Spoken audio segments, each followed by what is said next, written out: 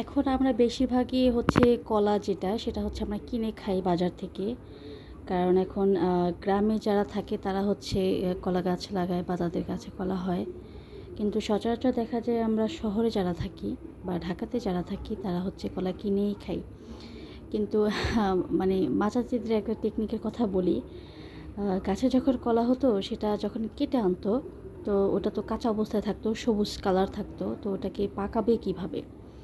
তো ওরা করতো কি একটা কাপড়ের মধ্যে, মানে পুরনো কাপড়, কারণ কলার সাথে দেখা যায় আপনার যে কষ আছে, তো এই জন্য একটা পুরনো কাপড় নিত, কাপড়ের মধ্যে কলারটাকে ভালোভাবে পেঁচিয়ে রেখে দিত 2 দিনের জন্য। 2 দিন পরে যখন খুলতো তখন দেখতো যে হলুদ কালার এসেছে, মানে হলুদ কালার হয়ে গেছে এবং সেটা মানে খাওয়ার উপযুক্ত।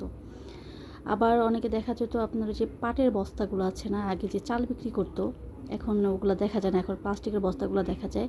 প্লাস্টিকের বস্তাগুলোতে করেও অনেকে হচ্ছে রেখে কলা রেখে প্লাস্টিকের বস্তার মুখটা দড়ি দিয়ে বেঁধে ফেলে। হ্যাঁ, এরপরে বেশ 2 থেকে 3 দিন পর যখন করে তখন দেখা যায় কলাটা পেকে গেছে।